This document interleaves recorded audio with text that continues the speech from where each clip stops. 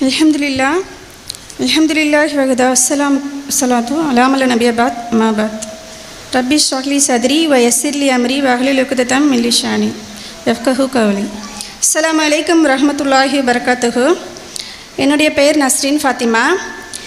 நான் ஹிந்து குடும்பத்தை சார்ந்த பொண்ணு.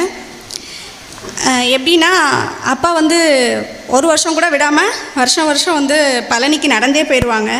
என்னையும் அவங்களோட கூட்டிகிட்டு போயிருக்காங்க. 10 வயசு வரையும் நானும் பழனிக்கு நடந்தே திருச்சியில் இருந்து போயிருக்கேன். ஒரு 6 நாள் ஆகும். ஒரு 6th படிக்கும் போது இது மாதிரி மாலை போட்டு விட்டு ஸ்கூலுக்கு அனுப்பிட்டாங்க. என்னை மட்டும் டீச்சர் தனியாக உட்கார வச்சுட்டாங்க. அது எனக்கு ரொம்பவே கஷ்டமாக இருந்துச்சு. ஏன்னா யூனிஃபார்மாக எல்லாம் உட்காந்துருக்காங்க, நாம் மட்டும் தனியாக உட்காந்துருக்கோன்ட்டு நானே மாலையை பிச்சுட்டு அப்பாட்ட போய் சொல்லிட்டேன். அப்பா சாமி தான் என்னை வர வேணான்னு சொல்லிச்சுன்னு முடிவு பண்ணிட்டாங்க. இதே எல்லா வருஷமும் பண்ணிட்டேன். இந்த மாதிரி சமயபுரம் திருச்சியில் இருக்க எல்லா கோயிலுமே நான் போகாத கோயிலே இல்லை. ஏன்னா அப்பா அந்தளவுக்கு சாமி மேலே ரொம்ப இது. பக்கத்து வீட்டில் என்னென்னா கிறிஸ்டின்னு, அது எனக்கு ரொம்ப பிடிச்சிருந்துச்சு. ஏன்னா இந்த சாமி எங்கள் வீட்டில் என்னென்னா சிலை கூட இல்லை, இந்த கம்பு அருவாலாம் வச்சு நட்டு வச்சுருப்பாங்கல்ல, அதுதான் குலசாமியாக கும்பிடுவாங்க. எனக்கு அதில் ஒன்றும் ஈடுபாடே இல்லை. ஆனால் பக்கத்து வீட்டில் கிறிஸ்டின்னு, அவங்க வீட்டில் தான் அதிகமாகவே இருப்பேன். அது ரொம்ப பிடிச்சிருந்துச்சு. அந்த ஜீசஸ்னு ரொம்பவே ஈடுபாடோடு இருப்பேன். எந்த அளவுக்குனா அந்த பைபிள் எடுத்து நான் படிச்சுக்கிட்டே தான் உட்காந்துருப்பேன். அவங்க கூட சர்ச்சுக்கெலாம் போவேன். அந்த தவக்காலம் 40 நாள்லாம் அவங்களோட சேர்ந்து நானுமே இருப்பேன். அப்போ படிச்சுக்கிட்டே இருக்கும் போது அதுலேயுமே நிறைய நல்ல விஷயம் இருக்கும். ஆனால் அதில் எப்படின்னா ஜீசஸ் அவங்களே என்னை வணங்காதீர்கள்னு அதுலேயே சொல்லப்பட்டிருக்கும். அப்போ ஒரு விதமான குழப்பம். ஆனால் எப்படின்னா என்ன மனசுலனா, சரி கடவுள் யாருன்ற தேடல் இருந்தாலும் எம்மதமும் சம்மதம் எல்லாருமே ஒன்று தான் அப்படின்ட்டு இருக்கும். ஸ்கூலில் பார்த்திங்கன்னா எல்லாருமே முஸ்லீம் ஃப்ரெண்ட்ஸு. அப்போ அவங்களோட சேர்ந்து நோன்பு வைக்கிறது, அவங்க தொழுகும் போது நானும் குனிகிறது, இப்போ அது மாதிரி இருப்பேன். அவங்களோடையே தான் இருப்பேன். இந்த தேடல் ஜாஸ்தி ஆகிடுச்சு. யார் இப்போ இவங்க இப்படி அப்போ யார் தான், அப்போ இப்போ அல்லானா என்ன அப்படின்ட்டு அந்த ஒரு 10 வீடு தள்ளி என் ஃப்ரெண்டு என் கூட படித்த பொண்ணு, அவங்க எங்கள் வீட்டில் ஒரே ஒரு பொண்ணு, எனக்கு கூட பிறந்தவங்க யாருமே இல்லை. ஆனால் அந்த பொண்ணு வீட்டில் 5 பேர் சகோதரிகள். அதுவே எனக்கு ரொம்ப பிடிச்சிருந்துச்சு. நமக்கு யாரும் இல்லை இல்லையா, அதனால் அவங்க வீட்டுக்கு அடிக்கடி போயிடுவேன். அந்த பொண்ணுங்க கிட்ட அவங்க கூடயே அவங்களோட சேர்ந்து சஹர் செய்வேன். என்னன்னே தெரியாமல் அவங்க புர்காவை போட்டுக்குவேன். ஒரு விளையாட்டாகவே இது பண்ண ஆரம்பிச்சு கடைசியில் என்னென்னா எனக்கு சொல்லிக் கொடுங்கிற மாதிரி போயிட்டேன். எனக்கும் சொல்லிக் கொடு, நானும் கற்றுக்குறேன், எனக்கு ஆசையாக இருக்குது, இது என்னன்னு தெரிஞ்சுக்கணும் அப்படின்னு. ஆனால் அவங்க ரொம்பவே சப்போர்ட் பண்ணிச்சுங்க. அவங்க வீட்டில் தமிழில் இருக்கும் இல்லையா, இந்த ஆயத்தல் குர்சி, இந்த தொழுகைக்கான இதெல்லாம் சொல்லி கொடுச்சுங்க. அது ஆர்வம் அதிகமாகிக்கிட்டே போச்சு.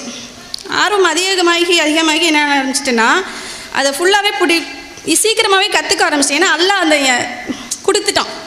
அல்லா அந்த ஈமானை கொடுக்கும் போது அதிகமாகவே நான் தொழுகை பண்ணிட்டு, எப்படின்னா வீட்டில் போயிட்டு அந்த ஃபோட்டோஸ்லாம் கலட்டி வச்சுட்டு நான் தொழுகுவேன், வீட்டை பூட்டிட்டு. அப்புறம் திருப்பி எடுத்து மாட்டி வச்சுடுவேன். கொஞ்சம் கொஞ்சமாக இது அதிகமாகும் போது நானே தலையில் ஷால் போட்டுக்கிறது, இது மாதிரி வீட்டுக்கெலாம் தெரிஞ்சுட்டு செம்ம அடி. கொஞ்சம் இல்லை நிறையவே அடிச்சிட்டாங்க. அப்புறம் மாமாக்கெலாம் கால் பண்ணி வர சொல்லி கார்லாம் வச்சு கூட்டிகிட்டு போயிட்டாங்க. இருந்தாலும் இந்த தாக்கம் போகலை. சரி இதுதான் இறைவன் தெரிஞ்சிருச்சு. தெரிஞ்சதுக்கப்புறம் எப்படி பின்வாங்கிறது? அப்புறம் ஃப்ரெண்டுகிட்ட சொல்லி மதரசாவில் விட்டுருங்க, ஏன்னா திரும்பி வீட்டுக்கும் போனாலும் சங்கட்டமாகவே இருக்குது, எல்லாருக்கும் தெரிஞ்சிருச்சு இல்லையா. நான் மதரசாவுக்கு போயிடுறேன்னு சொல்லிட்டு மதரசாவுக்கு போனேன். அங்கே தான் அதிகமாக தாவா பண்ணாங்க. அதிகமான புக்ஸு படித்தேன். அல்லாஹ் அக்பர். அது வரலாறுகள், இந்த சஹாபாக்கள் வரலாறுலாம் படிக்கும் போதே அழுகழுகையாக வரும். இதெல்லாம் தெரியாமல் நம்ம இருந்துட்டோமா? இந்த ஈமான் அல்லாஹ் நமக்கு தேடி நம்மளுக்கு எப்படி கொடுத்தான், நம்மளை தேர்ந்தெடுத்திருக்கானே, நம்மளுக்கு இவ்வளோ கொடுத்துருக்கானே அப்படின்ட்டு அதிலே இருந்து நிறைய படித்தேன். இன்னும் சொல்லப்போனால் ரொம்ப சீக்கிரமாகவே நான் அதெல்லாம் கற்றுக்கிட்டேன். மாஷா அல்லாஹ். அல்லாஹ் எனக்கு நாடி இருக்கான். ஒருவேளை இதெல்லாம் தெரியாமலே போயிருந்தா என் நிலைமை என்ன ஆயிருக்கும்? அல்லாஹ் அக்பர். அல்லாஹ் பாதுகாத்தான். எனக்கு இஸ்லாத்தை ஏற்றுக்கிறதுல எந்த ஒரு ரொம்பலாம் டார்ச்சர் இல்லை. படித்தாங்க, போயிட்டாங்க, இஸ்லாத்துக்கு வந்துட்டேன், அவ்வளோதான், முடிஞ்சிச்சு. மித்தபடி என்னை ஃபாலோ பண்ணி அப்படி இருக்கக்கூடாது, இப்படிலாம் யாருமே பண்ணல. அவங்க பாட்டுக்கு அவங்கவுங்க இருந்துக்கிட்டாங்க, சரி போட்டோன்ட்டு. பட் என்ன பிரச்சனைனா, இஸ்லாம் திருமணம் பண்ணி அதுக்கப்புறம் தான் ஒரு இஸ்லாமியரை தான் திருமணம் பண்ணினேன். ஆனால் என்னென்னா அவர் என்னை தொழுக விட மாட்டார், நோன்பு வைக்க விட மாட்டார், சஹர் செய்ய முடியாது. இஃப்தார் எதுவுமே பண்ண விட மாட்டாங்க. ஏன்னா அவர் இஸ்லாமியர் தான். இந்த குழந்தைங்க கையில் எப்படி ஒரு தங்கமோ ஒரு வைரமோ கிடைச்சா எப்படி இருப்பாங்க, அது மாதிரி அவர் ஒரு களிமா கிடைச்சும் ஒரு இஸ்லாமியராக இருந்துமே அதோட வேல்யூ தெரியாமல் நம்மளை நம்பி வந்த என்னையும் வந்து அதில் இருக்க விடாமல் டார்ச்சர். ஏன்னா அவங்க வந்து போதை வஸ்துக்களை அதிகமாக பயன்படுத்தக்கூடியவராக மாறிட்டாங்க. அல்லாஹ் அக்பர். அவங்க வந்து எப்படின்னா அவங்க தூரத்தில் வரும்போது இங்கே புர்காவை எடுத்து மாட்டிப்பேன். ஏன்னா அடித்து டார்ச்சர் பண்ணுவார், ஓடுற மாதிரி இருக்கும். வாழ்நாளில் பாதி நாள் மஞ்சள் பத்தும் கட்டும் போட்டுக்கிட்டு தான் அலைஞ்சோம். அல்லாஹ் அக்பர். இது வந்து எப்படின்னா என்னை வந்து பார்க்குறவங்க எந்த அளவுக்கு நான் அல்லான்னு போனியே என்னாச்சு உன் வாழ்க்கை அப்படின்னு. களிமா என்னவாங்க, களிமா சொன்னோடனே என்ன மேஜிக்கா, லைஃப் உடனே வந்து அப்படியே சேஞ்ச் ஆகி நம்மளுக்கு வந்து மாட மாளிகை கார் பங்களாலாம் வருமா? களிமாங்கிறது வந்து சொர்க்கத்துக்கு போகிறதுக்கான ஒரு வே. அதில் போய் அதில் வாழணும். அப்போ சிரமங்களை தாண்டி அந்த களிமா கிடைச்சதுக்கப்புறம் தான் சிரமம் வரும். யாருக்கு சிரமம் வரும்?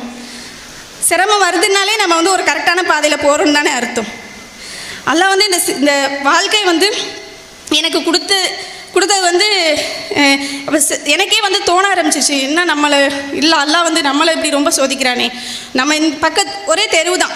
அப்படி இருக்கும்போது இந்த மாதிரி பேச்சுக்களுக்காகவாது அல்லாஹ் நம்மளை கொஞ்சம் லைஃப்பை சரி பண்ணிடக்கூடாதா, அது மாதிரிலாம் தோணுச்சு. அப்போ வந்து நான் ஒருத்தவங்களை மீட் பண்ணேன். நான் நினச்சிக்கிட்டு நமக்கு மட்டும்தான் கஷ்டமும் சோதனையும், அல்லாஹ் மற்றவங்களாம் நல்லா தான் இருக்காங்க, நமக்கு தானே கஷ்டமும் சோதனையும், நம்மளை சுற்றி இருக்கவங்களாம் நல்லா இருக்காங்களே அப்படின்ற ஒரு எனக்குமே தோணுச்சு.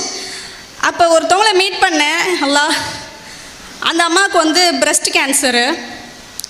அந்த அம்மா யாருனே தெரியாது, எதுக்காக எல்லாம் மீட் பண்ண வச்சாங்கிறது அப்புறம் தான் புரிஞ்சிச்சு. எத்தனை வருஷம்னா 15 இயர்ஸு. அந்த அம்மாவை போய் நான் மீட் பண்ணும்போது அவங்க சொன்னாங்க, நான் வந்து 300 பவுன் நகை போட்டு கல்யாணம் பண்ணிட்டு வந்தேன். என் வீட்டுக்கார் வந்து பெரிய கோடீஸ்வரர். நான் போகும்போது தூங்கிட்டு இருந்தாங்க. அதுக்கப்புறம் எந்திரிக்கவே முடியல. பிரஸ்ட் கேன்சர், பிரஸ்ட் எடுத்துட்டாங்க, போன்லலாம் பரவிருச்சு. எந்திரிக்கும் போதே அல்லான்னு எந்திரிக்கிறாங்க. குனிஞ்சிக்கிட்டே பாத்ரூம் போனாங்க. ஒரு கிளாஸ் ஜூஸு, ஒரு ஊசி, ஒரு 5 நிமிஷம் என்கிட்ட பேசினாங்க, படுத்துட்டாங்க. இவங்க வாழ்க்கை 15 வருஷமாக இப்படியே தான் போய்ட்டு இருந்துச்சு. அதை பார்த்துட்டு வந்ததுக்கப்புறம் நம்ம லைஃப்பில் சிரமமே நம்ம படலை. அல்லாஹ் நம்மளை எவ்வளவோ நல்லா வச்சுருக்கானே, இவங்களை விடவா நம்ம சிரமப்பட்டுற போகிறோம்? இப்போ ஒருத்தவங்களை அல்லாஹ் நம்மளை மீட் பண்ண வைக்கிறது வந்து நம்மளை அவனை பற்றின கருணையை வந்து காமிக்க தான். அல்லாஹ் நம்ம மேலே எவ்வளோ கருணை காமிக்கிறான். களிமாவை கொடுத்துருக்கான், உயிரை கொடுத்துருக்கான். இவ்வளோ என் ஹஸ்பண்ட் என்னை அடித்து கொடும்படுத்தி கூட அல்லாஹ் அக்பர் நான் எந்த இதுவும் இல்லை. ஏன்னா எவ்வளவோ கட்டு போட்டிருக்கேன், கை உடஞ்சி, கால் உடஞ்சி, இடுப்பு உடஞ்சி. அல்லாஹ் அக்பர், நான் நல்லா இருக்கேன். அல்லாஹ் என்னை நல்லா தான் வச்சுருக்கான் இல்லையா? அல்லாஹ்வுடைய கருணை வந்து எப்படிப்பட்டது. அல்லாஹ் வந்து நம்ம ஒரு ஜான் அவன் மேலே நெருங்கி போனால் ஒரு முளம் நெருங்கி வரேன் அப்படின்னு சொல்கிறான். நமக்கு இவ்வளோ பக்கத்தில் அல்லாஹ் இருக்கான். நான் சிரமப்படும் போதெல்லாம் எனக்கு வந்து ஆறுதலாக இருக்கிறது லுஹா சூரா தான். கண்டிப்பாக எல்லாருக்கும் தெரிஞ்சிருக்கும். அல்லாவே டைரெக்டாக வந்து எனக்கு ஆறுதல் சொல்கிற மாதிரியே இருக்கும். இவ்வளோ அந்த குரான் முழுக்கவே ஆறுதல் தான். என்னுடைய கருணை வந்து அனைத்தையும் விட விரிஞ்சது. என்னுடைய கருணையில் வந்து நம்பிக்கை இழக்காதீர்கள் என் அடியார்களையும் நல்லா சொல்கிறான். ஒரு முளம் ஒரு ஜான் நடந்து வந்தால் ஓடி வரேன் அப்படின்னு சொல்கிறான் அல்லாஹ். யார் சொல்லுவா? இந்த காலத்தில் ஒரு ஆறுதலான வார்த்தைக்கு தானே மனசு ஏங்குது. அது எல்லாமே அல்லாஹ் பக்கத்துலேருந்தே சொல்கிறான் குரானில். இன்ஷால்லா முடிஞ்சால் வந்து டெய்லி ஒரு 5 லைனாவது குரானில் ஓதுங்க இன்ஷால்லா. அல்லாஹ் அக்பர். அல்லாஹ்வுடைய கருணை வந்து எப்படின்னா, நாம் வந்து ஒரு நன்மை செய்யணும்னு நினச்சாலே அல்லாஹ் நன்மை எழுதுங்கிறான். அதை செஞ்சுட்டா அந்த நன்மைக்கு தகுந்தவாறு பல மடங்கு அல்லாஹ் அதை கூட்டி தரேன் அப்படின்னு சொல்கிறான். ஆனால் ஒரு தீமை செய்யணும்னு நினச்சா எழுத வேணாம், செஞ்சுட்டாலும் எழுத வேணாம், தௌபா செய்கிறான்னு பாருங்கிறான்.